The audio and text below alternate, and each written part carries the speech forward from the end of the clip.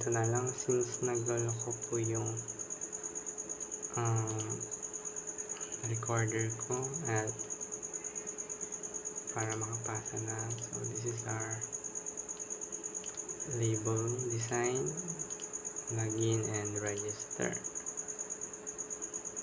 So after nyan, so na-achieve na natin yung pag-create na design using panel, text box, button, and label.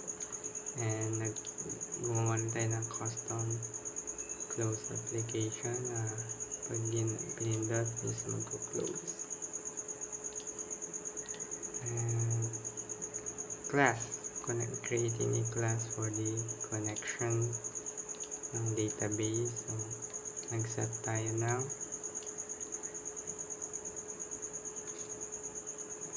string sa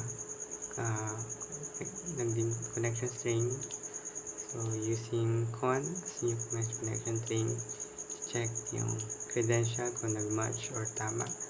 So our server localhost and database name is account DB, and as our ID is root and no password.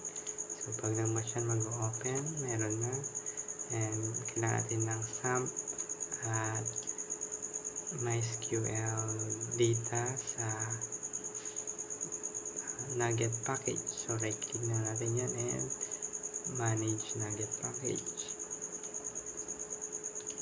So meron na tayong connection class and nakakonect na rin sa database natin. So gumawa tayo ng database name, account DB, and table name user. So nag-test tayo kanina pag-create and naka-create.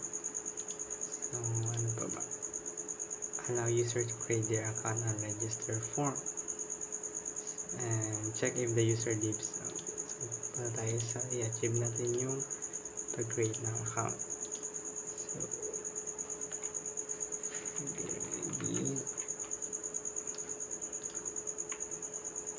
1 2 3 4 5. So after ng pag-register, once na na-click yung OK, mag-open ulit yung login, ODG, and password 1 2 3 4 5. Nag-login successful. So check natin yung database. Pag ni-refresh natin,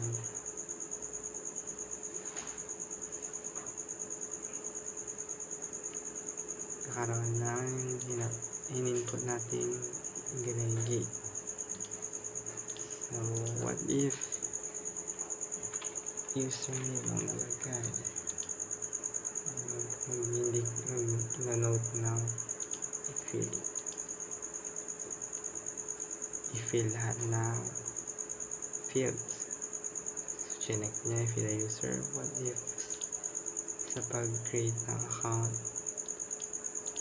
meron ng Gregi.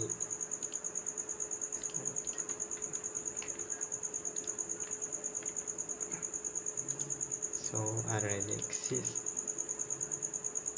And check if the wrong password. So check niya kung si Gregi, tapos nilagay tayo na ibang password, sabihin niya invalid username or password.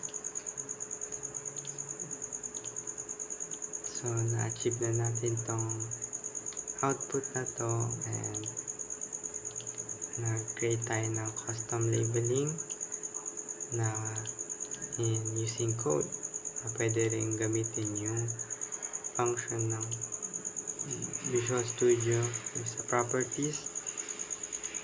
So makita natin naka-default siya, and since as a coder, ma-enjoy din yung mga custom labeling sa code na naturo nung first year college.